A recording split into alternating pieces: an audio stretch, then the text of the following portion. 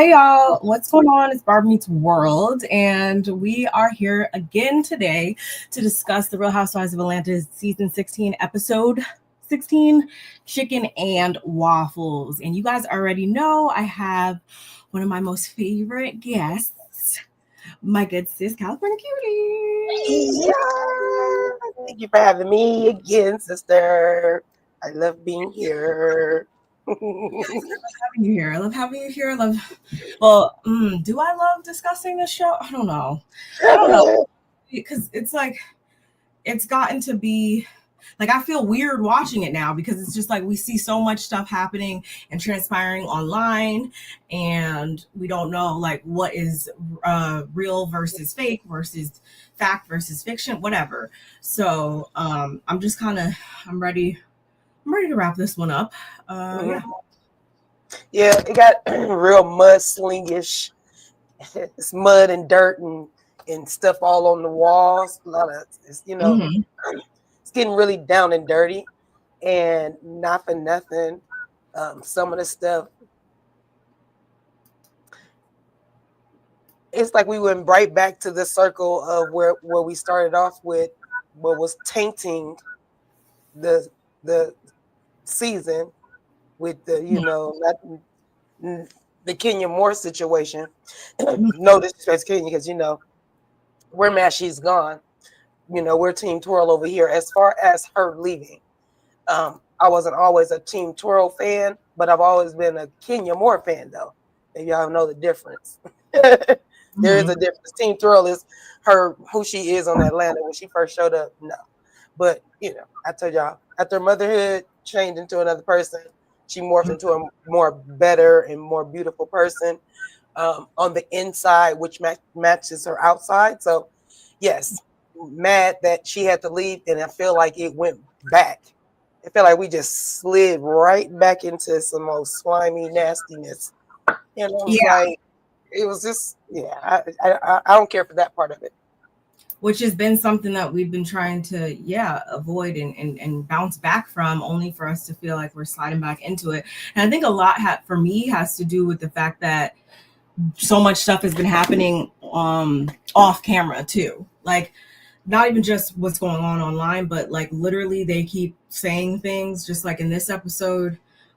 We don't when did this conversation occur with the stylist, the glam team or whatever? We don't see these side conversations or side activities and stuff like that. Like, we don't hear any of these things, so it's like we're kind of left in the dark to kind of differentiate what really happened or what really didn't happen, because we don't get to see it.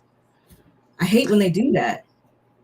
And I've been hearing a lot of people saying they're both wrong. They're both wrong. They both need to take accountability, which is probably true, because it does take two to argue, two to fight, all of that stuff. So literally, it probably does have a combination of both. But Britt don't make it easy for me.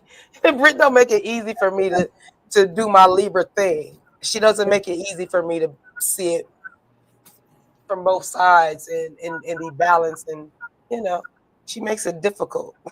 I don't think so at all. But y'all, you already know, before we jump into the episode for real, we need you guys to do a couple things for us, which include liking the video, because we are streaming from both our channels. So like on both channels, please and thank you. Also, if you're not a subscriber, go on ahead, hit the subscription button on both channels as well. Become a cutie, become a Barb's babe. We would love to have you guys be a part of our squads over here. Also, leave us some comments. We want to know what you guys thought of the season, this episode, our commentary, all the things, y'all. What's been happening on social media, like all the things. We want to hear about it down in the comment section below. Also, turn on your notification bell so you don't miss any of our uploads, and share us with all of your folks. And thank you. And very much thank you. Excuse me. Make sure you're following us on our socials too. They are scrolling across the bottom of the screen. And as you come into the room, drop down a live chat. Let us know, what you guys think. Say hello. Pop out the bushes. If you're watching on X, come on over here to YouTube and like, comment, subscribe, share, do all the things. Collectively, we've got 9 people watching, and I think we're just gonna roll now, y'all. Again, chicken and waffles. We didn't quite know what to expect with this episode. I was thinking we were going to see Kelly's second restaurant location opening, maybe perhaps, but no, it was actually called chicken and waffles because we get a waffle cook-off that we'll get into here in a second. But as far as how this episode jumped off was with Shamia, Shia, and Shiloh. They were all at the pediatrician's office. Dr. Harmon and Shia was real greased up. I understood what was meant there. Production seemed to be confused. Okay. Shamia calls Gerald on FaceTimes him. I just wanted to make sure I threw that out there. And they're going into this appointment because, as we know, Shiloh was having some issues. Her temperature was all out of whack there when Shamia was in Grenada and stuff. So they're just following up with that. And we also find out that Shamia was diagnosed with strep throat when she came back from Grenada. So interesting. And all in all, Shiloh seems to be okay enough. Crisis averted.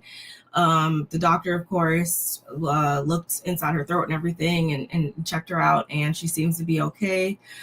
But we know that she's endured so much since being placed on this earth, so much so that all this, of course, prompted Gerald and Shamia to have a conversation, which from there they have decided to pump the brakes on expanding their family right now. It's not looking like a great time with everything that they have on their plate, as a lot of us have been saying all season. But they've came to that conclusion here and now. My main thing with this scene, or my only thing, which I just made sure to mention, was that why the fuck is Gerald ever at the appointment since he's like so, included and stuff like that? Like, that's important. You couldn't call off work or whatever. And maybe not. Okay. This freaking appointment was one thing, but let's go back to the surrogacy appointment with the surrogate, which, I think she said in this, I don't know if it was in this scene or it was that, the transfer failed with the surrogate that we saw. That's what made them decide that. Which, yes, then from there, blah blah blah, everything I just said. So that girl, they're not going with her anymore. But going back to that appointment, I felt like that was pretty important. He should have made himself available. And this probably has something to do. Does this have something to do with why you always feeling burnt out and stuff like that? Is he not as present and hands-on as, you would like? Because you're saying you got all these people around you, Shamia, but right now I'm only seeing you. And then also, too, if you aren't feeling well, why the fuck are you bringing the baby to, excuse me, did not mean to No, that's not why I did that. No. Why are you bringing the baby to, do we not know how strep throat is passed on to other people? Like, what are we, I'm confused. So, yeah. Not a lick of dang on sense. You make a great point, sis. Literally, Shamia is sick or on antibiotics. We don't know what day it is. She said, I think she started 3 days ago or when she got back. I think, did she take 3 days or am I assuming that? I think it was around 3 days. Yeah, like I heard that. Okay, so we literally are hearing that she's on this antibiotic. She doesn't sound sick, so literally, I used to get strep throat a lot, and antibiotics cleared up really fast, but it literally just hurt for me to swallow. Like literally, just it wouldn't be like I'm sick, a fever, none of that. It just literally just be like I don't want to swallow nothing. And for some reason, your saliva just accumulates and it makes you have to swallow every time. Like right now, when I talk, I am going to swallow, but like literally you don't notice how much you do it until it hurts to swallow. So for her to be with the babies is crazy. Like, because she has to do talking. So yeah, I was like, what are we doing? Yeah, and then to put him on FaceTime, like you said, I mean, is that for the cameras? Is that I told you I wasn't going to show up on I don't want to be on the Housewives, but I'm allowing you to be. But we also have children, a child that needs way more attention. So that means that you might be on camera or you might have to call more. So instead of saying, I don't want to be on something, or that makes me nervous too when people say that when you're married. Like, what you mean you don't want to be on camera? Like, what's the difference? We've been together all this time, da, da, da. But I mean, you're on camera sometimes, so I don't know what's the big deal. And like you said, it's not showing him in a good light. It's not showing that he's hands-on as much as she thinks he is. And I'm glad they're gonna wait a little bit. Not for nothing. I already told you last week that I think they should wait until the baby is maybe, I don't know if she's 2 yet, but at least till she's about 3 or 4. I said 5, but that might be the gap, might be too big. So 3 or 4, let the little baby get to 3 or 4 and, really know what's going on with her. Then, if y'all decide to do that, which, yikes, I don't even want to talk about it because it's not my decision. So I would never tell somebody yay or nay, but you already see what just happened. You've seen what just happened. No disrespect, but no, I mean, I think they're putting their lives out there for us to talk about it. So there's no issue with us weighing in on what we're seeing, and what we've been seeing all season has been some foolishness, Shamia, because you are still talking about, like, everything you're saying contradicts and just doesn't make any sense. Because on one hand, I'm just bogged deep down. You do not show up for me how I want you to show up for me. Oh, it's my best friend. I got my best friend back. Ah, yes. What? Like, I don't, huh? How are all these things existing at the same time in your life, Shamia? It's not making any sense. And, like, I'm really, whatever. We never have to. They're not giving best friends still. I know they made up. Do you see best friends? It's never been best friends, and she knows it. That, and I think that Kelly and Shamia are closer than, because like her have ever been, and all the match up the years that you and Portia have been best friends compared to how you were showing up now here with Kelly, like night and day. It was crazy. Didn't they dress alike in their bathing suits last week? I mean, Grenada. I've never seen her and Portia match. Just saying. And not that I want y'all to, because don't do that. I don't know. I mean, I could do a little matching situation every now and then. I mean, every now and again, for a special occasion, a bride, your birthday, celebration. I get it. I'm not saying that because you can do a matching t-shirt all day long. That's not what I was saying. I'm just saying, bathing suit with the headband with. I don't know. Oh, like really? We're like, yes, we're stepping out. Like, that gives best friend. Like, I'm not going to do that with anybody else that I'm not locked in. Like, obviously that gives off we're locked in like that. Obviously, so message. That's what it was given. Message. If you ain't listening or watching, Portia, you might be getting replaced. Message. Or I'm gonna stop acting like we're so close when we're really not. Just like Kelly is finding out that her and Britt is not as close as you thought she was. It's more one-sided than you thought. Exactly, y'all. Exactly. That's all. We're just trying to make sure you guys are picking up, because we're not going to get all the dots connected with just watching the show or whatever. We really got to dissect these things, because what they're showing us is some BS sometimes. So we got to call it out. Got to. And Shamia said on the after show, she kind of broke down the IVF process where she was at. How many did you tell me what happened? Well, she just kind of, like, obviously there's different forms of IVF or whatever. If you're just doing it to create embryos, if you're just trying to do the egg retrieval process, if you're actually trying to what's the word? If you're trying to inseminate, inseminate the person, the surrogate. There's different like parts, levels, different things you can do. She's at the part where, and she said this earlier on in the season, that they had embryos, her and Gerald, but right now they officially only have 3 viable embryos right now.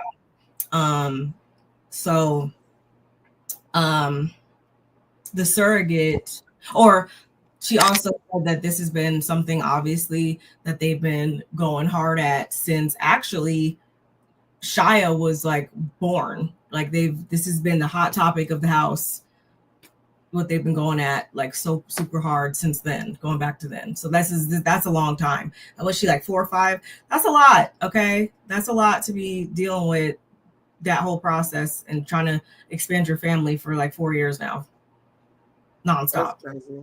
That's crazy. Wait, but yeah, y'all. Moving right along to somebody who I'm still not excited to see on the show. However, and I know my sis will agree with me on this, that the only way that Phaedra is digestible and the only redeeming quality about her, yes, her boys.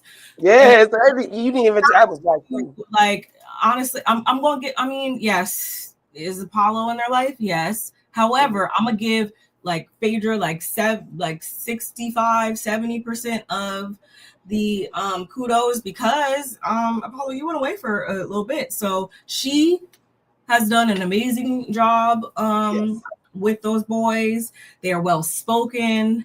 They have a obvious bond between them two. There's no like sibling rivalry from what we can see. I mean, I'm sure they get into it sometimes, like we're all human, but overall they are got really, a camaraderie. Yes, they do. Because she actually talks about that later on in the episode, that I'm not always gonna be here, so y'all need to have each other's back. And I really just enjoyed this scene because we also find out, y'all, that Dylan, her youngest, he's Mr. President, right? Yeah. Right? Yeah. Yes. What's Aiden? Aiden's the not the emperor. No. Dylan's the oldest.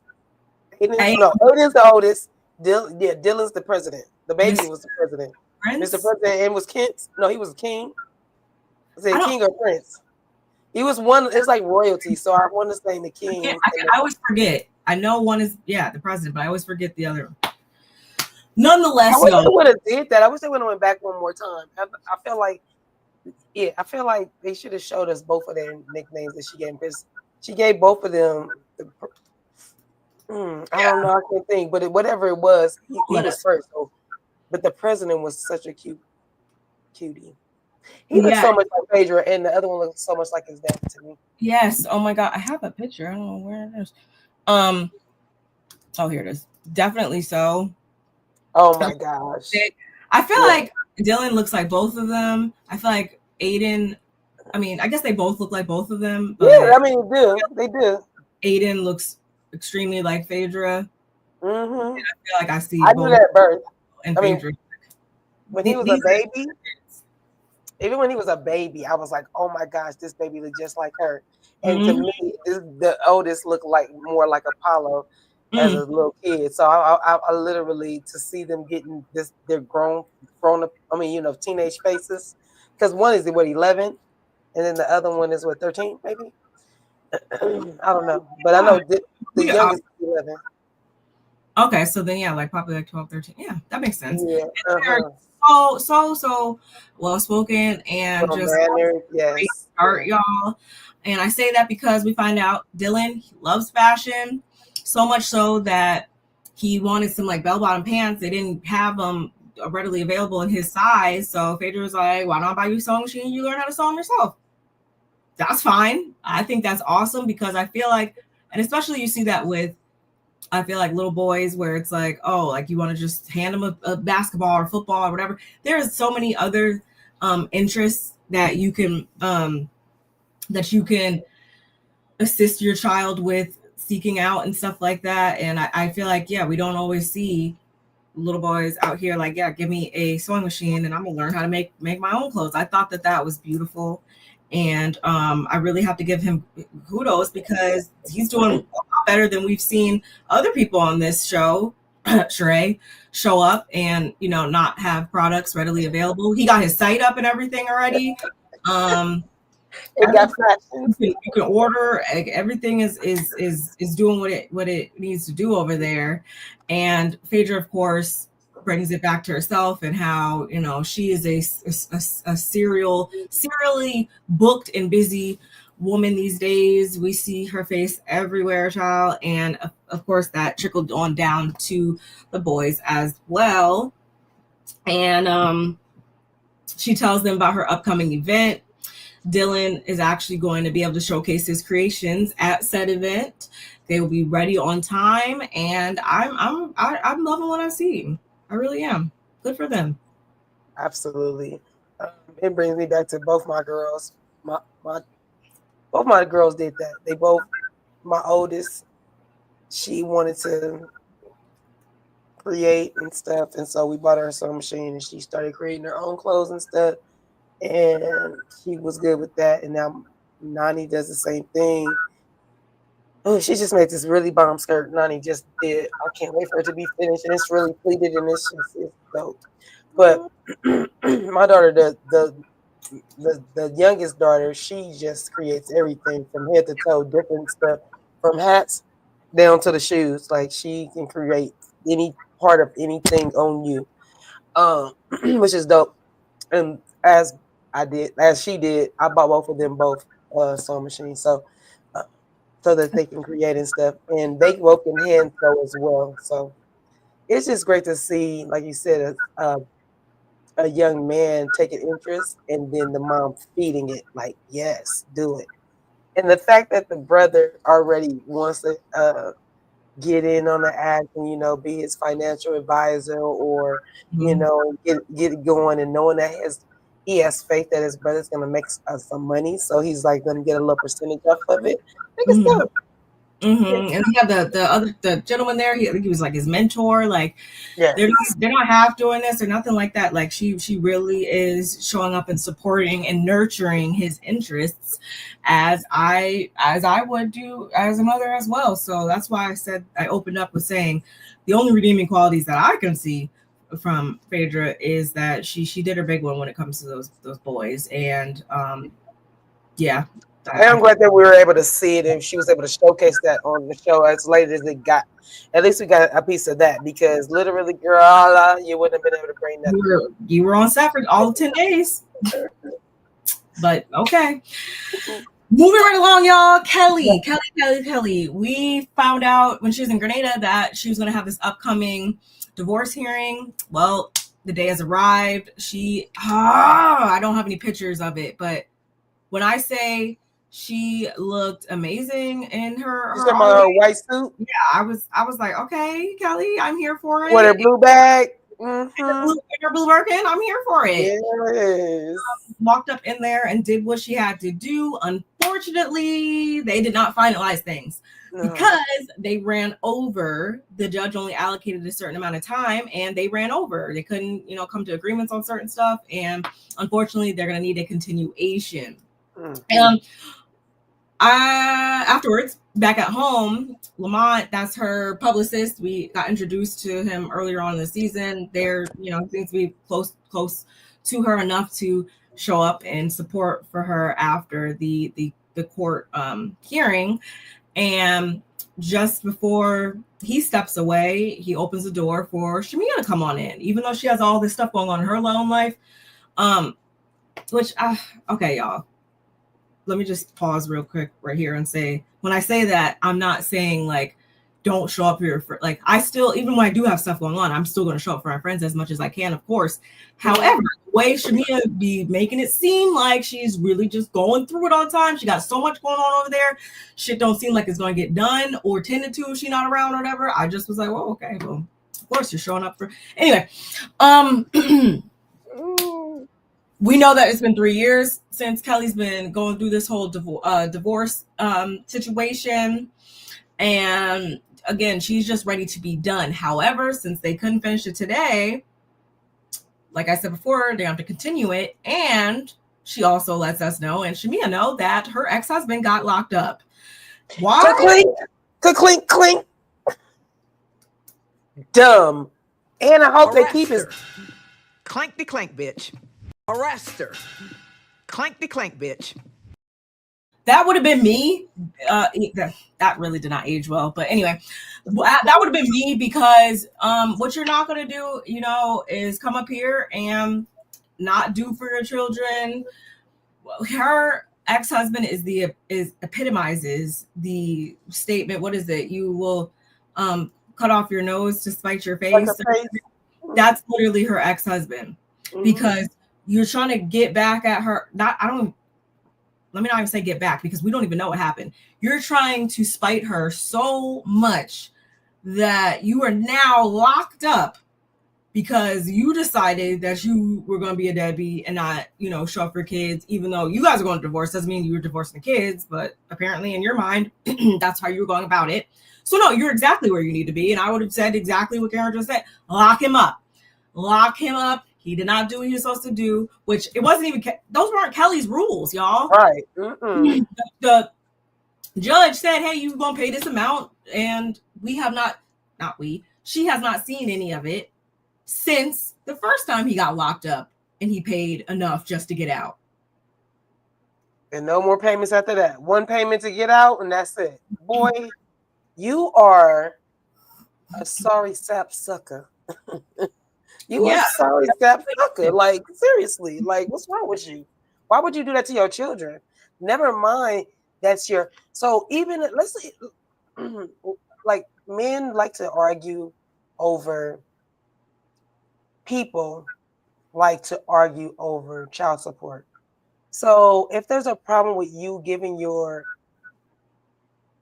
ex-wife, the money, and y'all didn't have a court order, why wouldn't you just go open up your kids a bank account where they can go to their account and they can have their own money whenever they go buy shoes or want to go buy some clothes or whatever it may be, and that you are attached to this account, and that it's like the money comes through your money, flows through them, and then they're able to take care of themselves.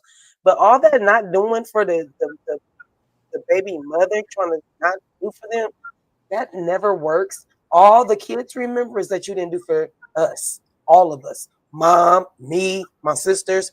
That's what they remember. They're not going to remember, well, me and your mom we weren't really good at the time. So what that got to do with me? You ain't up here to see me in 10 months. So yeah, it's a bad look when it's such a bad look. I just can't stand it. I don't think that Kelly's daughters deserve that. All the way down to the oldest one. Like, that was messed up. That one is even more detrimental because it's so weird. Like, even my older kids know my younger kids' dad longer than they know their dad. Like, they saw their dad young, and my kids got to see their dad. We had our kids 32, 35, and 38. So we were older, and my kids had seen us at 27. Well, my kids seen me all my whole life, their whole life. But when I got with my husband, we were 27. So they saw at 27 to the early 30s, and then like that. So it's a trip that he would do something like that. It's like literally. And for the oldest, they remember. You can't pull the wool over their eyes and act like, well, it was different then, and you don't know, you didn't see, you didn't. No. I did. I do know. Like, that's the part that chops my hide. And it's so funny because I think Erica De Niro, shout out to Erica De Niro, I think she said that the other day, and I was like, it's so funny because we come from a particular age and time, just like you said, no spice face. Just certain sayings come back around and it's be like, dang, I just said that, and they'll say it, and then it'll be like, damn. But yeah, it really chops my eye when they do shit like that, because, like I said, it really makes the kid more angry at you. So, yeah, that's what you're gonna have to answer for that to them early. Like, forget about Kelly. Ultimately, the damage has been done. That relationship is severed. Mm-hmm. But you still like not showing up for your kids is just I don't know. I'm not gonna say I've never seen that. I can't empathize with that because my dad paid child support right. and still show like I didn't call him and he was go ask her or don't call me or screw your mom, so I'm not going to do for like that. Just never like happened. That all comes down to if you want to, you will.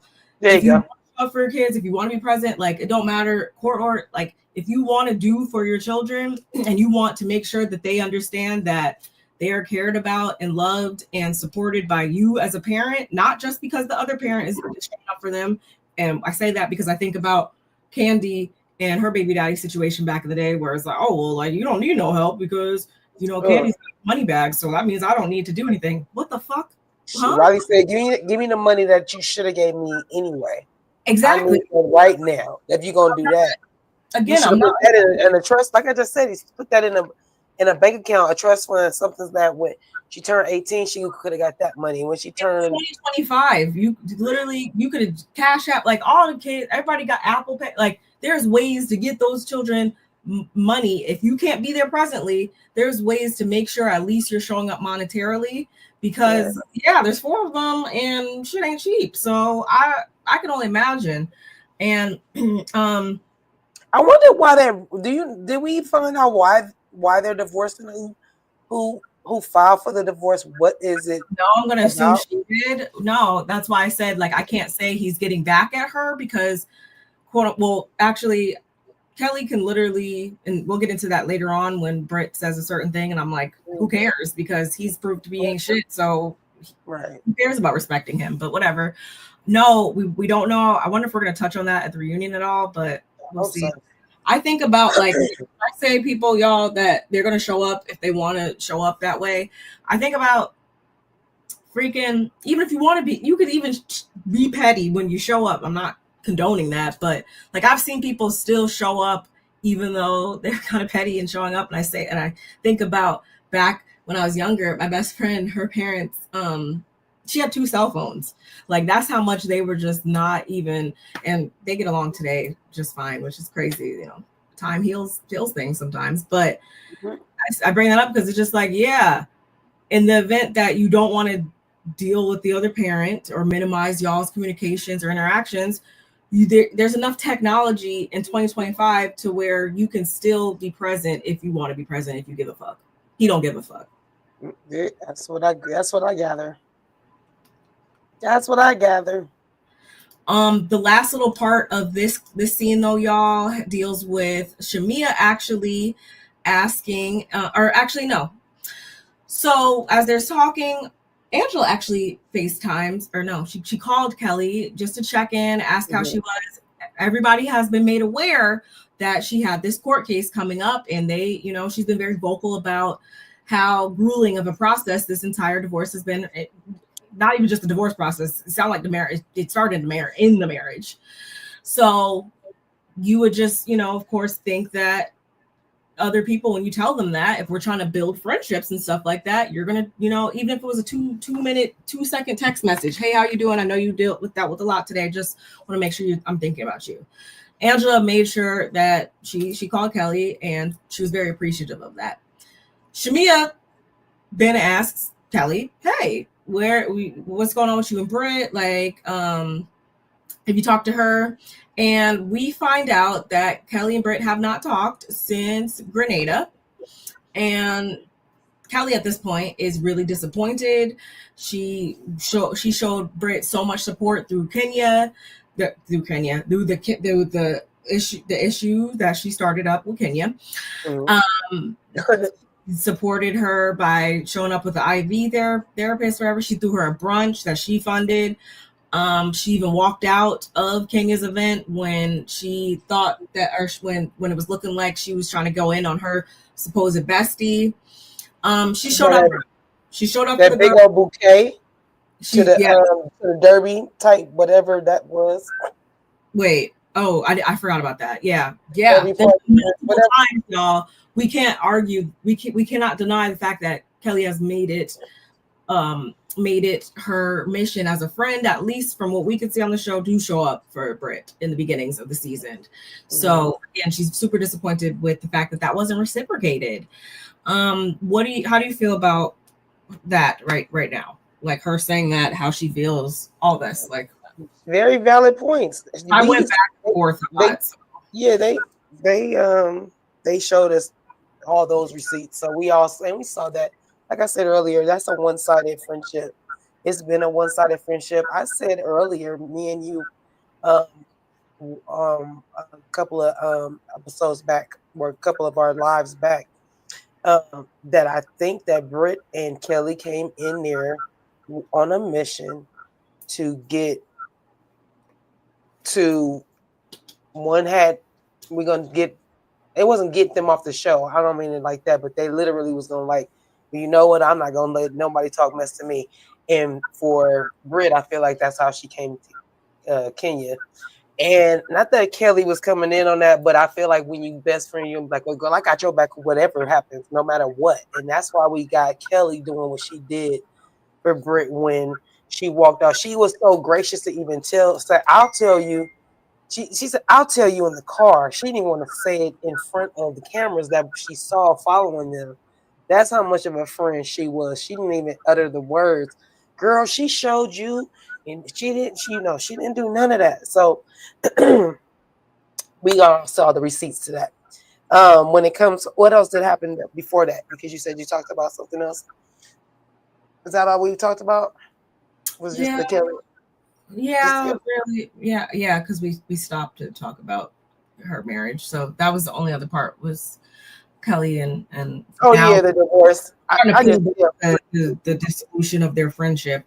This is the first, well, not the first. We've seen it brewing on the trip, but we're really starting to we're waist deep down what they went through to where they're not friends now. I at this point in time in the episode, I was like, okay, I definitely understand that. That's messed up. Like she should have reached out to you because we cannot deny that you were showing up for her in the beginning of the season. You guys also had that conversation where everything was supposedly squashed, and that goes both ways. In Grenada, y'all were supposed to have y'all left cool from what we gathered. Yeah, but I guess that's why we get that the Glam Squad must have came and told her something, and from the point where she got back from Grenada and Kelly going to her divorce court, something in that happened is where it must have got faulty. And we haven't seen it because they didn't even show us that, like back to your point. So we are lost in how did the demise happen so fast, because we like, wait. When was this conversation? Just like Grenada, now we're here and you ain't talked to her? What? That's weird. And I know the reason why we knew that was going to turn into this is because of what we know in present day off the show is that you guys aren't friends. So we knew this was coming. But we still are confused how it even came to this because we didn't see the initial conversation of you saying, I don't want you doing her glam no more. How did we get here? Yeah, they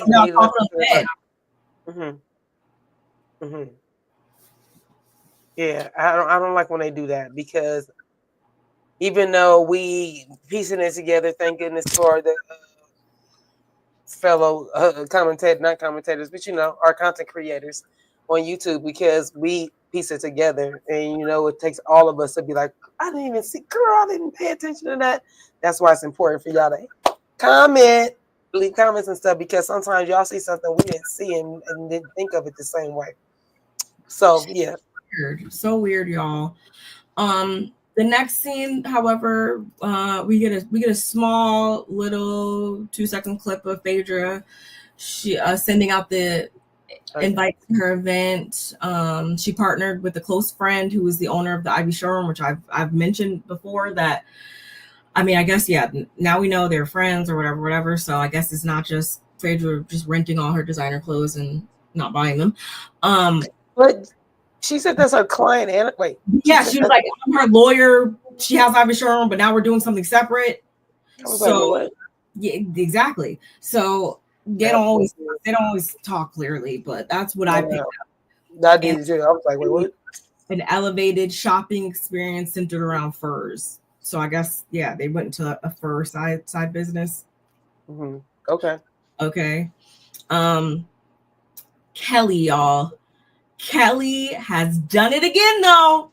Although I'm like rolling my eyes at her a little bit, I have to give her props on this one too. Kelly now has had not one, not two, not three. This is probably her third, fourth, fifth event this season. She's now having like I said before. I didn't think about that. Yeah. I didn't think about that. Yeah. Yeah, more than what I could say about other people. So she is hosting a Williams Sonoma cooking event. This is her 7th time partnering with them. She's like a brand ambassador for them, it seems. So she's invited Angela, Phaedra, and Drew there to the waffle cook-off situation or whatever, because they were starting to really build a friendship in Grenada. So she just is branching it off of that. And not only is Angela there, but she brought Charles with her. And and that's what we need to call him. We need, when he's active and acting out or ready to pounce on somebody, we need to call that fool Chucky. And when he just Charles, shit, we gonna call him Chucky all the damn time, huh? No, I'm just funny. So yes, so it's gonna be Charles and Kelly competing in this challenge. We know that Charles loves to cook, so I felt like he was right in his element with this. And they wound up making some bananas Foster waffles. That's what they made. And Angela asks how Kelly's been since they've returned from Grenada once again.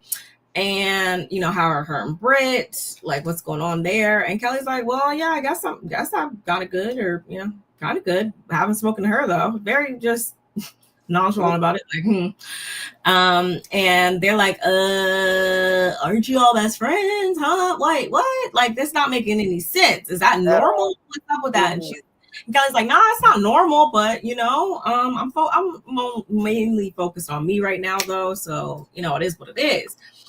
And again, they're all kind of like, okay, girl. And they do their taste test and of the waffles and everything. They're trying to decide on a winner. Kelly, Charles. I already knew that Charles was going to win because he obviously he's presented himself as somebody who don't mess around on the court or in the kitchen. So yeah, they did their big one there. It was cute. It was a kiki. They tasted it. I love that Angela said it was a tie. I love it. I thought that was, but they know. Angela's bomb for that. I mean, like literally, some things that she do are so subtle, but it make a difference. And I don't think she's aware. I did watch the Carlos King, most of that. Oh, good interview. I did watch most of it, and yeah, she just does subtle things that make you be like, girl, come on, girl. Did you see her on Watch What Happens Live? Did you watch What Happens Live the other night? I did. Okay. I did. And Charles was at the bar, the bartender, you know. Not just behind the bar, yeah. So, yeah, they, as they're talking about, you know, having a kiki over the winner, it's a tie, blah blah. A gentleman approaches Angela, and I'm gonna take a little sip of this little yickety yak that I got, just a little bit. Go ahead. Yeah, a gentleman approaches Angela, and she's like, she was confused, and he goes like, I need to tell you something, you know, off camera. It's important or whatever. And she's like, what's her name? Do I know? I don't even know you. Like, what? Huh? And he's like, I'm Marcus. She's like, not really trying to obviously have this conversation with this random stranger. And he's like, you know, I'd rather talk to you about it off camera or whatever. Why you approach me on camera, sucker? Go ahead. I'm sorry. You may not know me, but you know, I know your husband. Okay. And she's just very much not moved, not feeling this guy's energy at all, brushes it off. And they're like, what was that about or whatever? And she's like, you know, who are you? Like, I've never seen you in a day of my life. Like, what is he talking about? Dude walks away. Kelly does a celebratory toast with everybody and shot, whatever. And dude actually joins in on the toast. And because he couldn't have the moment with Angela like they had anticipated happening. Where is it? Okay, because yeah, the ladies were all there. It was all smiles, it was all cute until it wasn't. And again, the gentleman, he then goes, oh, if your name is Angela, or what are you, whoa, we're not doing that. Oh yeah. It's like, if your name is Angela, your husband is cheating on you. That was in the toast that he. I mean, everybody's clinkety clink, and that literally. Kelly's like, huh? What? We not doing that. What? The same energy she gave when Kenya pulled out the posters and stuff like that. She was like, absolutely not. And Angela says, and mind you, Charles is right there. He doesn't visually, we don't recognize that he heard it at all, but he was right there. And they're all like, what? And in her confessional, Angela's like, I'm really just trying to hold it together right now. I'm glad Charles didn't hear because, dude, he would have went in on dude, like, obviously. So she's just trying to keep things cool, calm, and collected. And afterwards, she just tried not to make a scene and everything. But afterwards, Kelly's like, lets Angela know, hey, I had no parts in that. I don't condone that type of behavior. Like, that absolutely had nothing to do with me. And I did appreciate that she let her know that. And as she's letting her know that, Phaedra, who was also very much like, oh, we ain't got time for that. Oh, absolutely not. Scurries on off, y'all, to her car. And before she could even probably close the door good, she gets Portia on the phone, because this was a split scene, y'all, but I'm just doing it separately. She has Portia on the phone, who is over at Britt's house with Cynthia and Britt. And she wants to let her know that, girl, tell me why a man came up in there and came up to Angela and said to her that her husband was cheating on her. Dun, dun, dun. She was like, Angela was visibly shaken. Charles was tight, was right there, but he didn't even hear him. And the man also got escorted out by security, thank God. But she wasted no time getting Portia and then by proxy Britt and Cynthia on the phone to let them know that. And right then and there, like, y'all, I will say that, like, I knew somebody had a hand in it. One, because dude was mic'd. Like, obviously, so production, like, obviously they had been made aware that this is going to go on, which. So Mike was Mike. Mike was Mike. Is his name Mike? What's his name Mike? I don't know if it's Mike. I'm clearly production was in on it, which is just wild on their part, because I really, although I don't agree with everything Carlos says, he did break it down and made sure to shine light on the fact that, yes, that would mean then that production, it was made aware, and it's actually lazy on their part, because what they really should have did is say, oh, well, Phaedra, because if you guys, sorry, spoiler alert, if you haven't seen have you seen, you say you haven't seen it all? What? Oh no, I know what you're talking about. Okay. I know. Phaedra, so y'all, Phaedra is behind this, and Angela knows for fact because she did her due diligence, which she broke down on the after show, if I'm not mistaken. Yes. That she did her due diligence. We'll get into that in a minute, and found out that Phaedra is actually behind this. So that whole little game she tried to play of the we're not doing that or whatever. Girl, you knew exactly what was up. What did Angela say? I didn't know him, or I don't know him. She said, yeah, you don't. How she put it? Yeah, you don't even need to get to know him, or you need to stay away from him, or something like that. I was thinking to myself when I watched it again. I was like, "Ooh, girl, you are conniving." It was so corny. I was so corny, and I'm mad that production even allowed that. I'm mad that the dude even signed up to do that, because you just really just look like a pawn. And ultimately, it was so boring, because y'all, I'll just let you guys know right now, we'll talk about it more, but I'm officially off the whole what's going on in Angela and Charles' marriage. He don't really like you. What's going on? Like, I am officially put that to rest. You don't care, or you know what it is. One, I don't care, and two, I do believe her until I see something concrete for sure. She's made it clear that she's not trying to come up off of him, and I do think that they do have an understanding that works for them. She's made it clear that he does show up for her in the ways she needs him. There's no gray area around like where they stand. She knows that he loves her. She knows where they've came, the journey that they've been on. And I think that what we've been seeing, and I actually have pointed this out, that the only other way I could see it happening is that this is not truly how they're not all over each other, and he's not all the super lovey-dovey, super affectionate, super one that's going to be so vocal about how, you know, he's feeling and stuff like that. Like, he's not outwardly going to show up like that. And I feel like that's how she knew. Like, I don't feel like that's something new or whatever. I feel like that was apparent before they even got married. And still, she's saying that he fulfills what needs to be fulfilled in her. I don't believe her. The only reason I'm gonna stop you right there, sis, and tell you why I don't believe all that. Some of that gotta be a little bit of cap, is because she says that her love language, or one of her, I don't know, what do they call it? Well, I feel like it's love language. Is that she likes to hear affirmations, words of affirmation. words.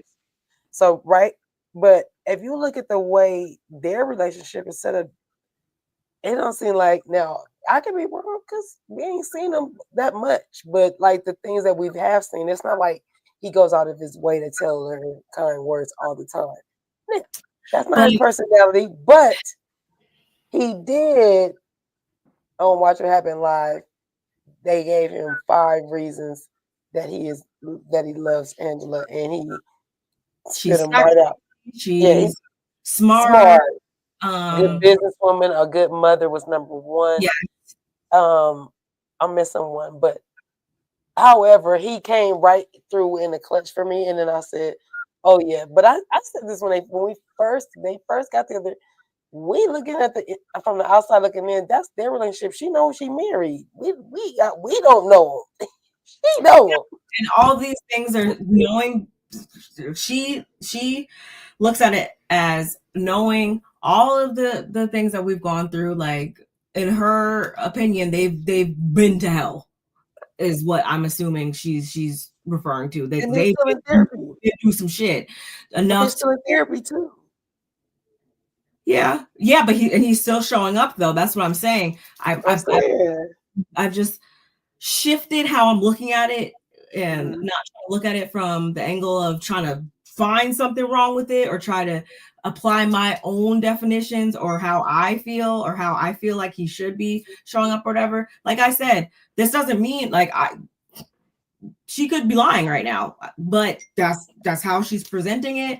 I have other things to think about other than, is Angela and Charles' marriage really, really real for real? I think there's other marriages on the show that are less real than what they got going on. So let's talk about that. But I feel like right now we kind of need to put that to bed, because she's kind of addressed pretty much everything on interviews, and yeah, I just don't see them. I don't see them getting divorced anytime soon. Like, every time she's called him, yeah, Charles, you not answering? What's up with that? I genuinely do believe that he's a 60-something-year-old man that's like, yeah, don't probably be all on his phone. Like, it'd probably be over here, like he said, and he was there with the kids. So it would be different if he wasn't answering, and then when he did get on the phone, he was in a club or over here. Yeah, it was right there. And then she's made it clear that she comes home to a home cooked meal every single night. And I think, yeah, I genuinely believe that what they got going on over there works for them. And I feel like another part of that is looking at like, they're very much solidified in not calling her old, y'all, but she's very much solidified in who she is. He's very much solidified in who he is. So yes, they know who they married, and Carlos checked her passport. Yes. Her real age. Yeah, we know her real age. She was born in 81. Which 44. Because Carlos is 45, and he kept saying, "You my age." She was like, "No, I'm not. I'm 44." He was like, "Okay, let me see your ID." So that was funny. I said, it's because she cared. Like, I don't know. I'm still on the side of, no, I'm not saying that Angela, I thought she was older because she looks older. No, me neither. It's the way she carries herself. She carries herself very mature, very grown woman-like. And from there, then that can make people think like, oh, like, I just associated that with maybe a particular, they translate that to a particular age sometimes. And then when you hear that not being translated to that age, you're like, oh, okay. I'm not saying that I thought you're older. It's just women that carry themselves a certain way sometimes are usually this age over here. So Yeah. I understood what she meant by that. I'm glad that they addressed that though, because Phaedra was trying to be funny when she said that. Nonetheless, yeah, I'm good on their marriage. Y'all are cool. Okay, do what you Yep, want to do. me too. So Me too. Britt, like I said before, this was a split scene because on the flip side, we had Britt actually inviting Cynthia, Portia over to her home, which is being renovated. I don't know if you peeped what was going on the sides. I'm like, maybe you should have brought them through the side door, but nonetheless, I guess they are really renovating her house. I don't know. They are. What money? I don't know if, or maybe that's the landlord you're renting from that's doing renovation. Anyway, but she's like, yeah, Phaedra's words really struck me, and I really want to build a relationship with them. So yes, I invited them to my house. And Portia walks in. We up in Britt's house, like, oh, pigs must be flying. So they all sit down, and Britt begins to tell them how her and Kelly actually have been having a situation outside of the group, just between them two, where Kelly actually doesn't want her to use her same blame team, and she's told the entire team not to work with her, Britt says, because she felt as though she was getting the short end of the stick. Her looks and stuff weren't really where she wanted them to be in Nashville. And she thought that my outfits looked better. And yeah, so from that, she doesn't want to work. She doesn't want them to work with me. And that's where she says that, yes, the team apparently called her to let her know that. Kelly also, in her confessional, did admit that she did tell her team this, because at this point, I'm thinking it's kind of weird because, you're trying to collect everybody, from videographers to nail girls to hairstylists to clothing stylists to freaking assistants to she's trying to, the entire team, she wants them all. What you gonna want? The security guard, her chauffeurs? What are you gonna want? That's crazy. Her seamstress, right? Her nanny, right? Even though you ain't got no kids, but anyway, like, she wants to collect her whole entire team, and she just finds that very weird. And it's honestly giving, I'm not really that girl. Like I say, I'm that girl. And of course, side note, when Cynthia was like, "Are you frick or frack to Portia?" She's like, "I'm both of them. Of course you guys are interchangeable. Of course you are." And let them know that the stylist apparently is now working with Shamia, which is wild. And I wasn't, the way in which she tried to segue this was kind of like weird to me. And I'm like, Britt, that's where I started to get off the bus with you, because like what you could be saying is true on one accord, but then the way in which you go about it or whatever you add to it just completely takes me away from being on your side with things. And I say that because then she like brings it over to how she's been keeping the things Shamia has been saying about Portia on hush hush. She's not sure if Shamia knows that Kelly, that this went on between her and Kelly and the team and everything like that. But what she does know is that she's been keeping the things that Shamia has been saying hush hush, so much so, which of course then Portia's like, what are you talking about? And she's yeah, well, like I've seen all the text messages about, you, or she showed me text messages about where you were discussing your divorce and how, your attorney advised you to just focus on yourself. And, I just stayed out of it though. But did you? Because right now you're making sure to let her know this, and it really doesn't have anything to do with the issue. But you're deep in it now. You're deep in it. You're not cool anymore. You're trying to air her out. Got it. So, well, no, you and Kelly are not cool now. So then you're trying to air Shamia out it was kind of weird to me, but yeah, she was trying to play on Portia's intelligence. Like, let me get her mad at Shamia. I'm mad at Kelly. Then we can powwow. We can talk about them. That's what she was trying to do. That's what you, exactly. And and I loved how Britt or Portia was just like, you know, do what works for you. She didn't even let her get a moment. She's probably like, damn, I was supposed to be a moment. Nope, didn't even happen. And what Portia does say in the confessional, like, yeah, so her showing those text messages, actually, those were between me and my therapist. And yeah, that was definitely crossing the line. It was a violation. Which honestly, if it happened that way, yes, I would agree that me showing my friends text messages. I don't think she showed her the text. I don't think she showed her the text. I think she told her about what was said, and she either Britt says to her, "Oh, she called you. You talked to her." No, we were talking over text. I don't think she literally. Britt. Oh no, it wasn't.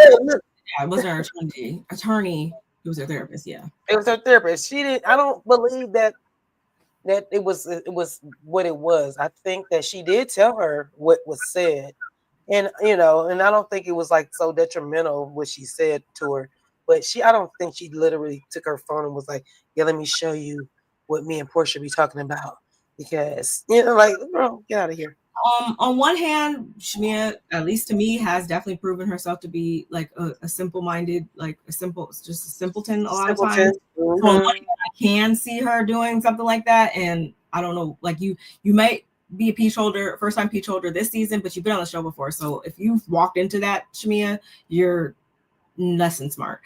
However, on the flip side, what I think the only thing that I could see happening that really would make sense, I feel like, would be that Kelly told or Shamia told Kelly and Kelly told Britt.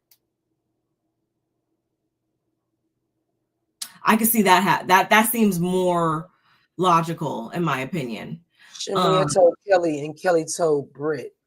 But that's what I'm talking about. Whoever, well, like I said, Britt is the one that said, yeah, she's been she showed me the text messages. I'm like, I don't think nobody showed you no text messages. It might have been said what was on the text messages, but literally nobody showed her text messages. So when Portia says, you know, yeah, she showed her my text messages, yeah, that's kind of on the weird side. I'm like, she didn't do that. She literally talked about it, or it was said probably. And the only way you know that was said, Portia, is that she was texting somebody. So what she's saying is the content is correct. Who it came from is correct. But how it's coming across like she showed her the text, that I just don't see that. I mean, if Shamia, first of all, Shamia don't like Britt like that. And I don't think she's gonna let her guard down. That's why I was like, if you walk into that trap, Shamia, you're less than smart. I don't think no. However, that's why I'm saying I can see Kelly and Shamia, obviously, we know they've been, you know, hitting it off, whatever. I can clearly see that they've probably been having some conversations. Mm-hmm. We know Kelly and Britt thought that they was best friends, I guess, at one point. So they probably had conversations, obviously. And I could see it being a game of telephone that way. And I want to say Portia pretty much confirmed that what Britt said was things that she said or whatever, because I feel like she would have said, like, no, that wasn't, like, she literally said, like, that was my therapist. Like, that sounds like the conversation I had with my therapist definitely happened. So that's just weird all the way around. But regardless though, Portia still, whether it happened the way that Britt said it happened or happened this other way or whatever, regardless of the fact, Britt is only bringing it to Portia's face right now because she and Kelly are on the outs. Like, if you guys weren't on the outs, you wouldn't let me know. So you can never, y'all watch the that's what the fuck Miss Diane should have been talking about when she said, watch the dog that carries the bone or whatever. Britt just fucking dropped a bone at your feet. Mm-hmm. Boom. So just boom, saying. Boom. But yeah, y'all, I don't, we might touch on that at a reunion, we might not, because Britt's not going to be there. So is it even because she's a fraud, phony, don't want to be accountable, don't want to get her feet held to the fire. She knows that. For me, I don't believe nothing she says. Like, I don't care what she says on this episode. I don't believe nothing Britt says. When I say that, I'm saying just like her bringing it to Portia. Yeah, you telling the truth on that. What said, but how it was came to you, it wasn't that way. Your fraud. You're trying to get a rise out of Portia to make Portia come on your side. It didn't work. So you like bend the truth a lot, and then you try to play the victim like you did. Like, oh no, I wasn't doing anything. No, Yeah, yeah, you manipulate and then try to. you do. That's wild to me. Way. But anyway, it's not the day of Phaedra's event. She does a little walkthrough. Everything looks good. Unfortunately, though, everything looks good. Crack kills. Everything don't look good. Oh yeah, that was later, which I don't. Well, I just said that. I wish I would have gotten a picture, but I didn't. The reason why I was disappointed in that because her sons were going to be there. Okay, go ahead. I'm sorry. It's just like why she just tries too hard. But Portia, unfortunately, y'all, this is when and I know we've touched on it during the season, but now looking at it, they obviously wanted to keep with the actual historical timeline. We find out because Portia FaceTimes Phaedra to let her know that she's not going to be at her event right now because Londi, who we were introduced to on Portia's spinoff, her cousin, unfortunately had passed away. And so Portia was like, yeah, I'm not gonna be there, etc., etc. The only thing I want to touch on with this or ask is how a lot of people had issues with how Phaedra responded or reacted to Portia when she told her that. I didn't feel like the way she reacted was poor at all or anything like that. And I do understand when people say like, Phaedra, first of all, we all grieve differently. We all view death differently. And I feel like, although I'm never trying to give Phaedra too much now, I do probably think that on one hand, it's not like she's going to obviously view it differently because she's in the mortuary business. But I think in this moment, regardless, taking that off the table, I don't think that she responded like coldly or poorly at all. I think like her face, I mean, I hope that she was being genuine, obviously, but I do think that she gave a genuine expression when she was like her face did get screwed up and stuff. And she was like, so I didn't have an issue with how she reacted. Two things could be true at the same time. She could have known. They might have had a discussion before that and then said, okay, well, we're going to bring that on camera. That's only because Phaedra, both of them, really, Phaedra took it, she was just like, oh, I'm sorry, oh, I understand, da, da, da. But she cried when she said it to the group, or, she got very emotional. You know what I mean? Or maybe she was trying to hold it together so that sometimes you don't want to because Portia, from what I heard, wasn't crying or anything like that. And I literally just went through this, on Sunday too. So I was also speaking from how I also approach death and stuff like that. And somebody close to me or whatever's grandparent passed away, and when I was reaching out to them and stuff like that, like I was waiting to check their temperature or whatever before I'm like, well, actually, no, I lied. I went into it like, oh my God, if you need me, blah, blah. Like I went into it how I would want someone to come to me or in a way that I thought you should, or they wanted to receive it. And lo and behold, that person's fine. And they were like, no, like I'm cool. Like I don't I appreciate it, but right. It's a grandparent. It's a grandparent different because grandparent for me was like, no, I know. Oh no. Let's be clear. I'm saying that to say we assume that our grandparent will pass before our parents. I'm not saying nobody's getting ready for it or wants to. My grandparent is still alive, so I literally I get it. I just there is no preparation. I just know that my grandparent would be next in line before my mom, and I don't want either to go anywhere. Like literally, I just know that. Okay, in the grand scheme of things, here we go. Yeah,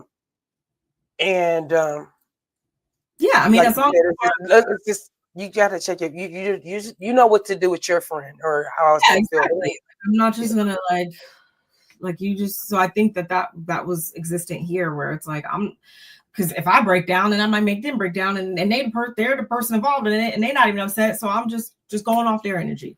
Right. And I think, that's what I saw more than anything. I don't think it was like, oh my God.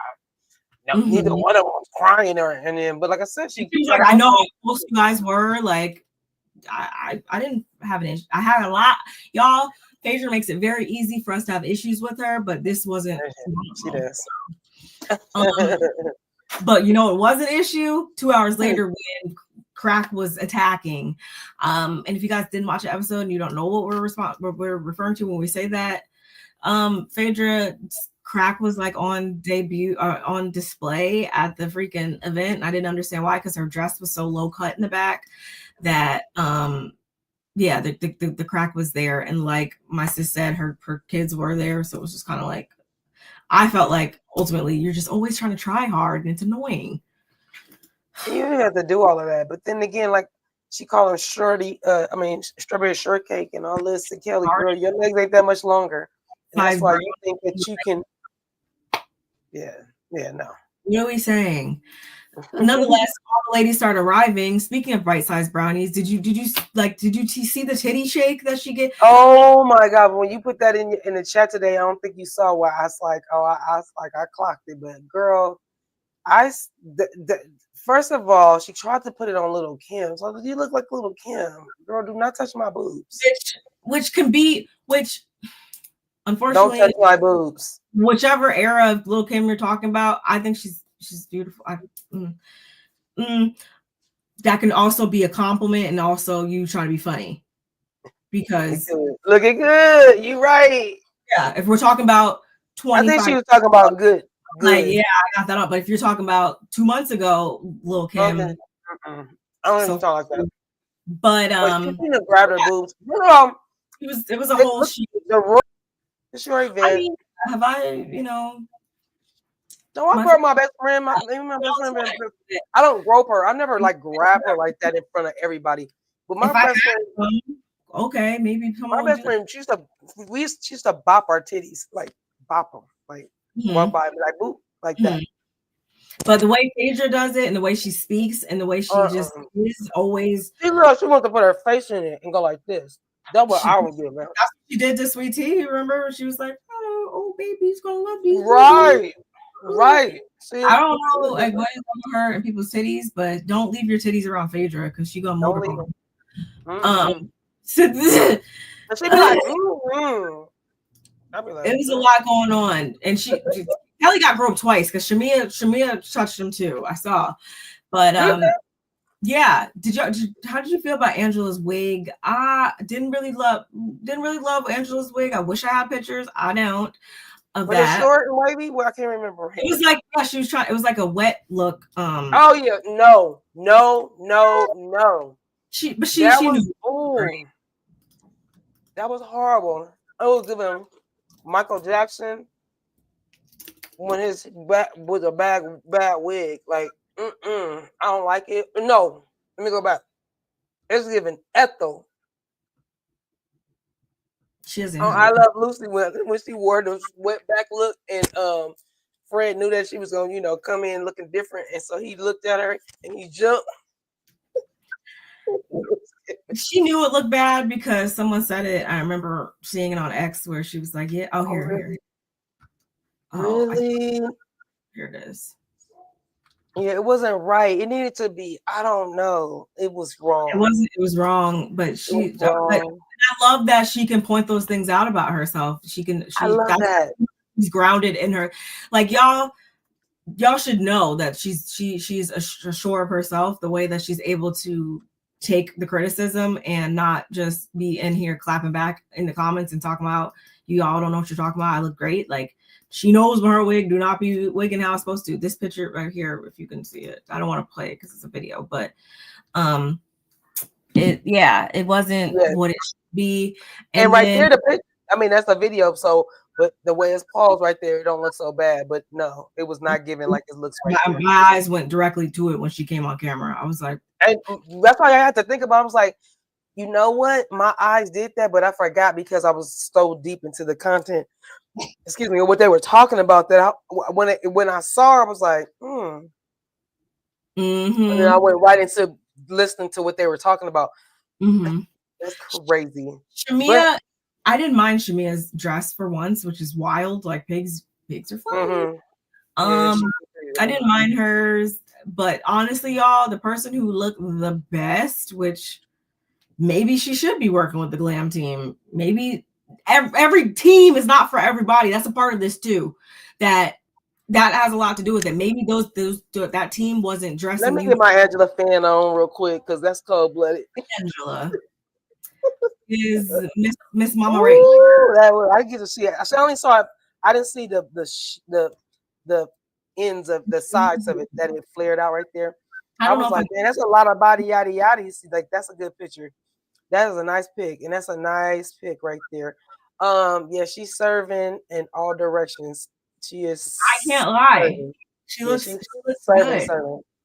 And maybe I can understand if Kelly was like, she came in there with her bob. And the thing is, Britt knew she looked good, which also is kind of annoying because the way she played it, but she knew she looked good. I think maybe that wasn't the team for you, Kelly. And you guys have very different proportions too.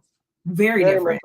Very much so. Like the way in which they're putting, maybe they just weren't the team for you, and that's okay. But whatever. But I wish the team would have I wish the team when she said, "No, I really want to get," I don't know what tone she said this to the Glam Squad, but when she was giving up her gripes, like, you know what, guys, I would really appreciate it if you guys, not style Brit because I know that's my girl, but y'all belong to me, or you guys do y'all my team, I pay you, and this is what it is. But what I heard is that she haven't been paying, so that's why they didn't skip ship. But then I was thinking, well, she been having her money tied up with the restaurant, and then the ex-husband's not paying her, so I can see a lot of that going on. And she got security like 24/7, and she got a lot of things going on. And then she got the dog that costs at least $1,000 a week. I'm exaggerating. I don't know, but no, you're probably on the money. You were probably on the money with that one. So literally, there's issues. If you guys haven't gathered by now, I have a lot of issues with both parties and how they handle the situation. Also, would love to. Because I was gonna say I would love to hear from the Glam team, but I don't even know if I believe any of them, especially Missy. Paris. And I also came across one of the hairstylists makeup artists, and was also wasn't going as hard as Paris has been going allegedly, but was still kind of feeling like they were on some mess too. So I don't really know if any of those people are credible enough to come forward and do an interview. So, and she hasn't showed up to the reunion, as we know. Britt hasn't. So we probably will never get the full scope of how all this transpired. Honestly, who even cares at this point? But right here and right now, during this scene, it's very apparent how I'm not gonna say how we got here, because like I keep saying, we don't exactly know, but it's apparent that these ladies, in my opinion, were never truly friends. But we'll talk about that in a minute. Cynthia was actually the first person to inquire about what happened at Kelly's event. What is this? Heard about some dude, or like what was up with that? And so as Angela's explaining and as they're discussing, as we said before, Britt and her Bob actually roll up in there, and she Britt clearly knew she looked good the way she was. Oh yes, giving, and cocky as AF. Right off the bat, this is Kelly.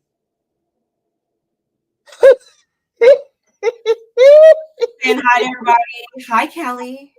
Hi, Kelly. Kelly's not even looking in her direction at all. In her confessional again, Kelly's explaining how she broke it down, like showed up with an IV therapist. I had her back. I was there. You ain't even check on me, my girls. Like, no, ma'am. That's real. It's the girls again. It's like the girls keep getting, not even played, because that's not even a good word, but the girls keep getting, like, they're just in a line of fire for no reason. It's not even doing that to the kids. Collateral freaking damage. There you go. That's the word, Bookie. Go ahead. Y'all, you get into the story time. We get in the story time of it all. And by story time, I mean Britt. Oh, just as disappointed as Kelly is, Britt's also claiming to be disappointed in how Kelly's handling this whole thing, and how she could have just came to her and told her how she felt. But you know, it is what it is. She want to handle it like that. So. Oh yeah. By the way, I should have also said that everybody was there except for Drew. Drew was late. Drew's been late a couple times this season. I don't know what that's about, but okay. But Mm-hmm. She did call Phaedra.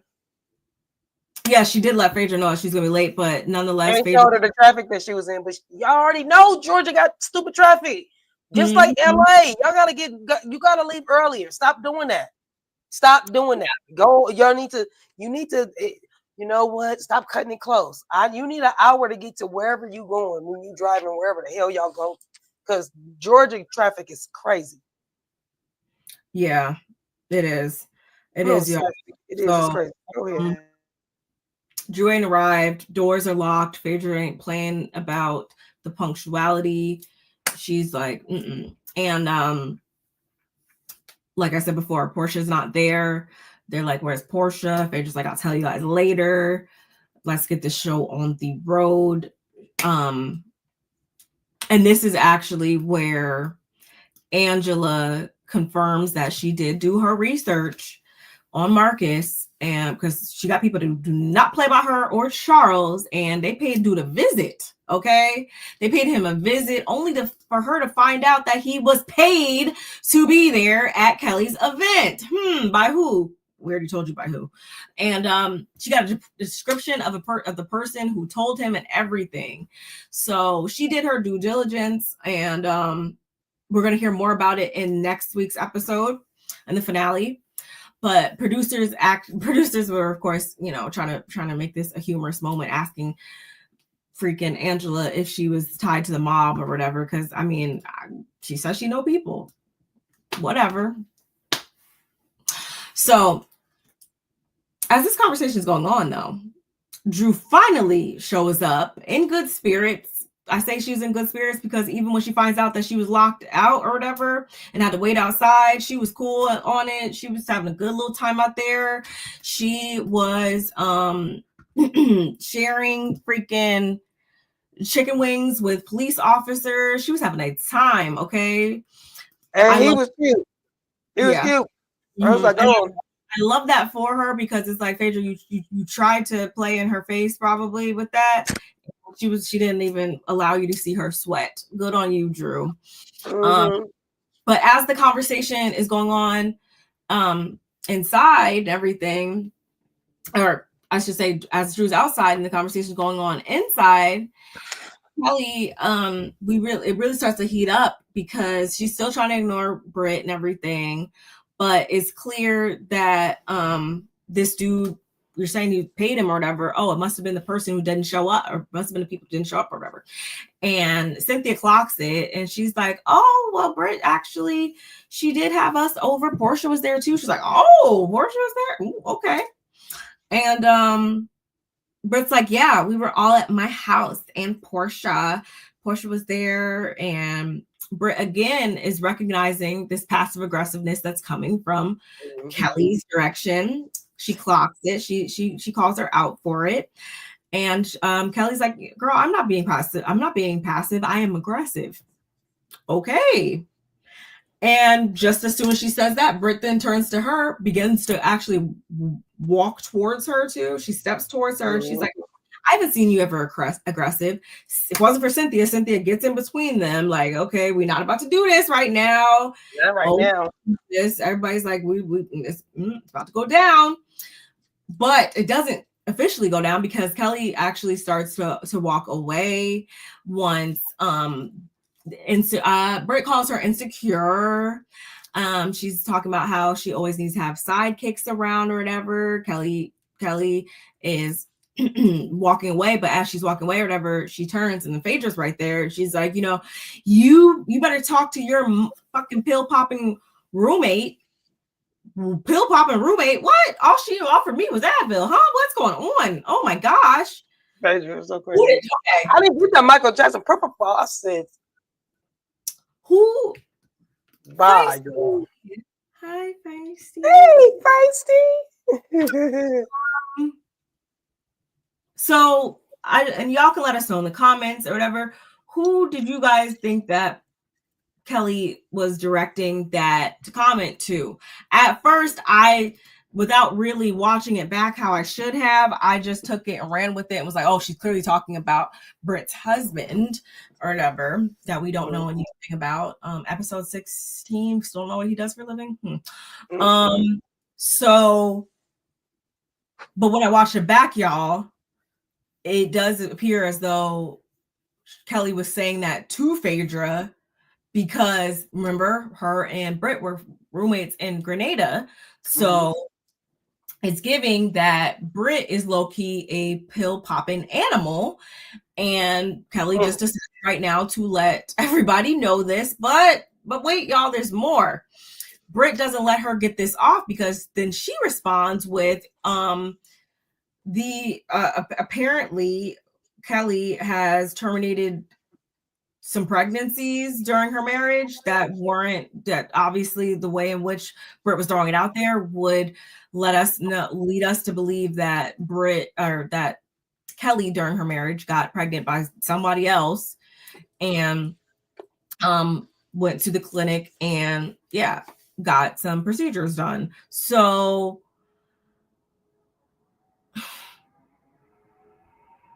apples and oranges, y'all. However, I don't think that me calling you a pill popper or you calling somebody a pill popper would warrant that comeback necessarily. I feel like those two things don't exactly match.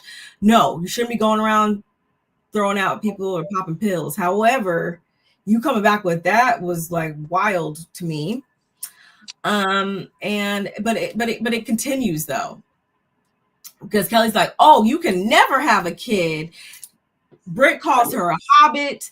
This is where I really was realizing y'all have never truly been friends because certain things are not even going to be in your mind to even come out with saying because that was clearly something you were thinking about me or my situation or whatever since when we were friends. That's and what I think. Disingenuous.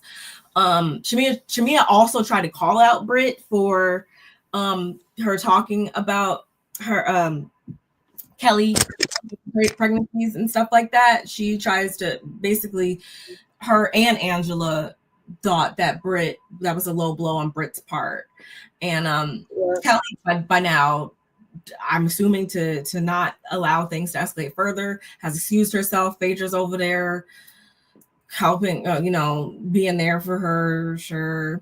And she's like, "Girl, I got my tubes tied after the twins. Like, that is so false. Like, come on now." That's where I was like, why would you?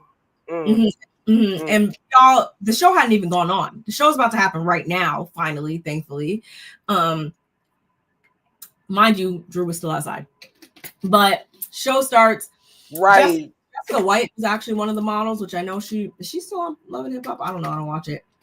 But I saw some familiar faces between her.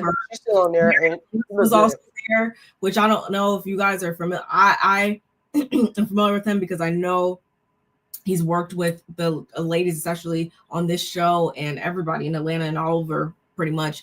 He's worked with them a lot. And on this show, y'all remember season maybe 2, 3, whatever. There was that alter ego photo shoot. Yeah, that was him. That was so dope. Yes, that was cool. He looked good. I know Cynthia stuff like they do work. They've done some work together recently. Like all his stuff is always really good. Phaedra, her boys come out wearing pants. Everybody was loving that. I love that she encourages them to, like I said before, be close and be great out here. Again, get your pre-orders now. Afterwards, the ladies, they were shopping the items and everything, the furs, which there was faux fur, there was real fur, there was recycled fur, there was bleached fur.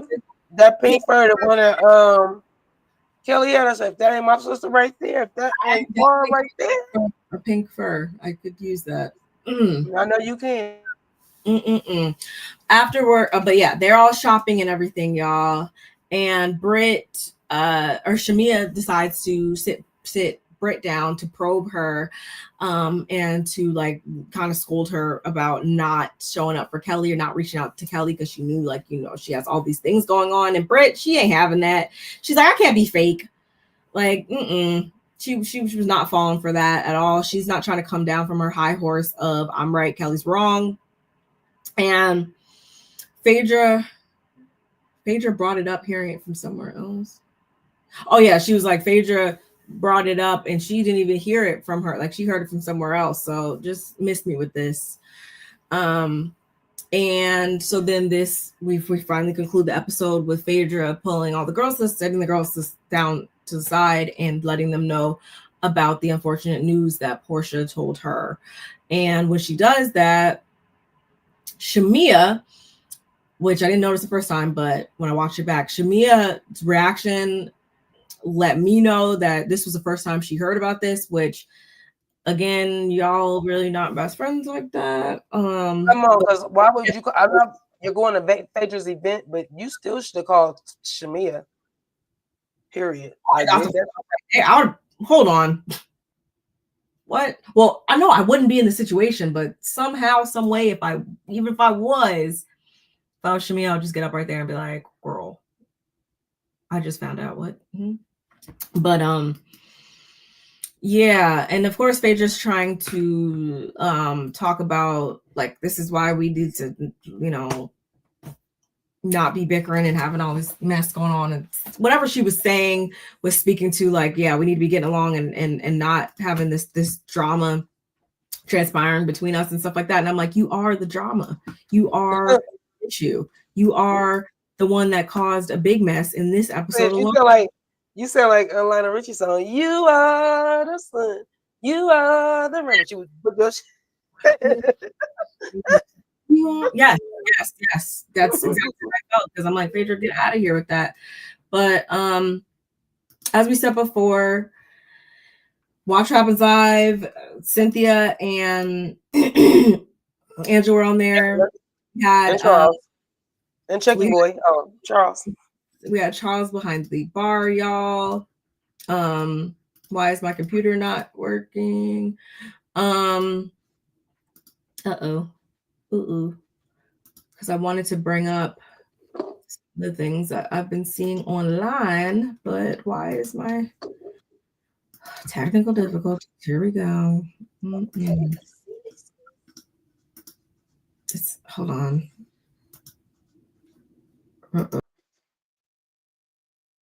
Yeah. Like the video. Like the video, please. Okay, hopefully we're back now. So I'm trying to think of anything significant was really said on Watch What Happens Live. Not that we haven't already really covered, but I do like how I liked them on there together. I think that was a good matchup, Cynthia and Angela. I thought that was nice. They asked if Angela if Angela thinks she would do better with like the earlier cast, like the Cynthia. Was that on Watch What Happens Live, or was that on the interview? I keep getting them confused. I feel like this was on Watch What Happens Live, because she was talking about the wig situation, and she was talking to Andrew about it. So yeah, and she was like, "Yeah, I would fit in better, because I don't think they would come for me for my wig, because they all had bad wigs then." I was like, "Oh no!" So yeah, I thought that was kind of cute. But like I said, she like has little comebacks that make sense, and it goes like it's right there. And that the fact that she said, the and it's just enough shade. It's not like I'm trying to destroy your marriage. I'm not overdoing it. I'm not overselling it. I'm not you or freaking make your mom disown you, like just some like wild, like I'm not trying to freaking air out your freaking bankruptcy from 25 years ago. Like, right, is happening. So I liked her on there, which actually I think I have they looked really nice. I thought Angela, and they both had on white, and they didn't even try to do it together. Oh yeah, they look good. And that Cynthia has the line. Yes, she has a suit line with, I can't remember with who, but this was with one Giovanni. Oh, okay, yeah. Which yeah. Great. That's cool. This is Angela's second time this season on Watch What Happens Live, if I'm not mistaken. Yes, it is. I think so. They haven't gotten any of their letters yet. Obviously, usually that's after obviously the season wraps and stuff like that. But I do believe she will be coming back. Going over to the interview though, y'all. Angela recently had a interview with Carlos King, of course, and couple things that I gathered from the interview were that we haven't heard about her homes, the homes she renovated and stuff like that for an episode or two now. Unfortunately, they have been foreclosed on, all but 2. She bit off more she can chew. I love that she has enough humility and enough humility about herself to where she can say like, hey, I was in over my head. Like, I was supposed to sell these off to an investor. No investor, no, whatever. And it didn't go off without a hitch. So make sure if you get in these situations, you do your due diligence, because they exhausted a lot of money in an area that she shouldn't have ever entered into, but you live and you learn. And I feel like that's another thing too, where it's just like, and it's not to say that anybody should be freaking placing the value of their marriage or relationship in line with like financial things. But I do think that, like, I don't know, if the roles are reversed, I don't know if I could be as poised and as chipper, knowing that we are now hundreds of thousands of dollars, millions of dollars down in debt or whatever. Like, Charles better than me, I would definitely be upset or whatever. But it does sound like, going back to again, that their marriage is in a lot better of a state than we think it is or whatever. I feel like that goes with saying that right there, where it's just like he, was still showing up for her, and still she had this vision that she was gonna flip these houses and it was gonna be a great payday and stuff like that. Not really the case, but I feel like maybe they had obviously some conversations about it. I'm sure there was some bickering, I'm sure, about it, but all in all, I do feel like he is a lot more present and is behind her support. Like, she's on the show, and I love how she let us know that she didn't come on the show until it made sense for them. We learned earlier on in the season that she's been approached time and time again. They've been wanting her to be on the show for the longest, and I feel like in the interview she admitted that she didn't come on until it made sense. And I say make sense because she thought, like, with having these homes, that she was now going to get on the show and she would get exposure, and leads to sales, right? So she went into it with good intentions. And she also lets us know that, of course, going back to 2017, 2017 was the infamous year of 2017. They would have came on back then. She wouldn't. They've gone through, they've done the work and stuff like that. I love that. I do too, because I do believe that, if you do the work, and she says that he wanted to fix it, like he wanted them to be in a good space, like he wanted to not lose his family, because back then, like, they had new baby and stuff, babies. Anyway, like, harp on them, like I keep saying, this entire freaking video, y'all. I'm not trying to get back on to scrutinizing their marriage. However, that timeline still is kind of weird, but neither here nor there. And I also understand too when she's like saying, like, yeah, he's a businessman that's used to getting paid, and we know that the men the husbands don't get paid. So a lot of the ways that he showed up were probably like, she's thinking over there, like, okay, like, oh, this man is getting paid, we ask him for all these things. Again, they're not the super, like, tonguing each other down, I guess, in public couple. So a lot of times on the show when they were being asked to act a certain way or to, lay it on thick, so to speak, that's not them. So, and I feel like I pointed this out before where it's just like, yeah, obviously he's going to look at her crazy because it's like, girl, like, we don't even act like this. Like, what are you, like, that's not how we get down. It wasn't to spite her or to embarrass her on the show. Mm-hmm. I think I'd be interested to see how they show up next season. I would. Yeah. Sophomore season for them. Yeah. It's going to be interesting without Britt, because, honey. Like, she wouldn't normally ask, Charles, do you love me? Like, yeah, no. Like, I had to really take myself outside of like the digital creator space, or just looking at this from a point of view of where I'm just trying to just dissect it and trying to look at it as though I know for a fact you guys are reality stars and you guys be sometimes. Like, I had to step outside of that and really look at it from somebody that's been in a marriage that we've dealt with stuff or whatever, like, and you can bounce back from those things if the two people want to do it. So I'm going to trust that she means what she says, that they've done the work, and it is what it is.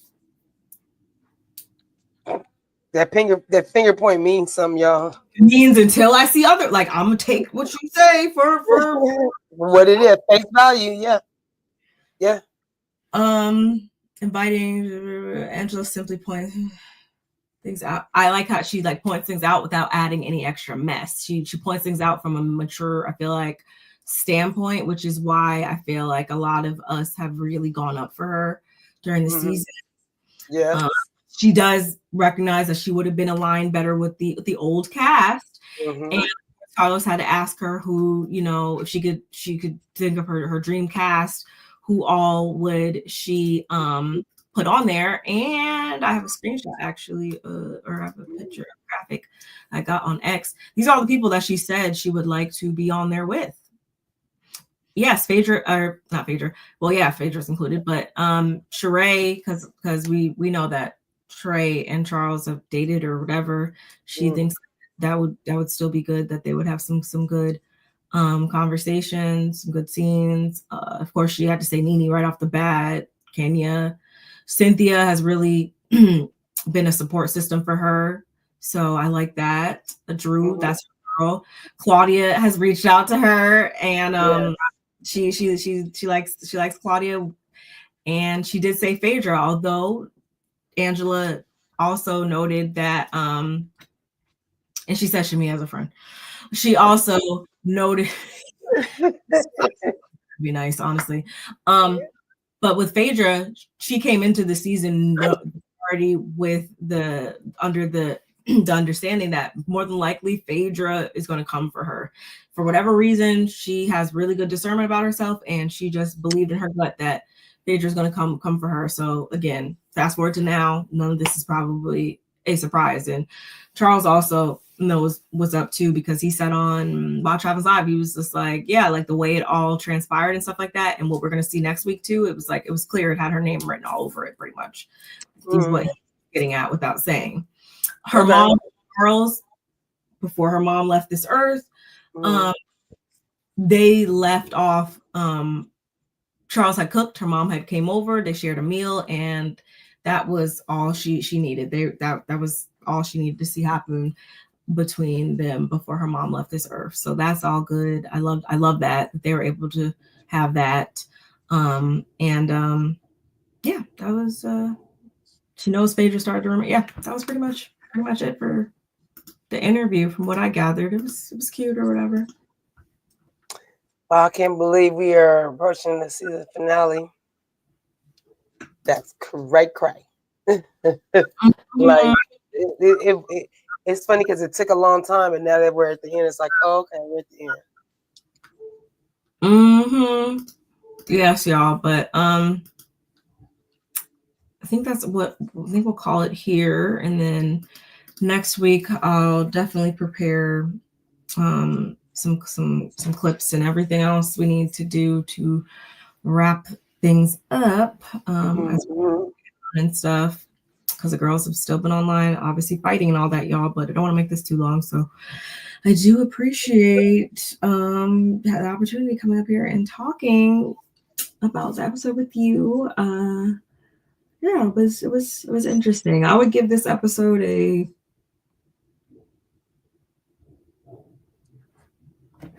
I want to say 7, but like I feel like that's really generous. But Yeah, I was gonna give it like 6.5. again last week a 6.5. Give it a 6.5 for it to be the episode before the reunion. Like, although we had enough to obviously talk about for an hour and 45 minutes, it's still like I said, wasn't given. It's not giving because what I said in the beginning, that we're seeing so much transpire online and just so much outside of the show. And again, the big old break didn't help. We know big old breaks don't help shows. Yes. All of this package into one that's made me just kind of be like, okay, like let's be done with the season and let's go to the back of my mind. Yeah. And then we'll try again next season. Maybe we'll see. But yeah, we now know why Britt did not come to the reunion. We just it's literally we can see why she didn't come. She just didn't want to stand. Oh yeah. She said. And her lawsuit's not even like an official lawsuit. It was like an attempt to like it. You guys didn't hear that.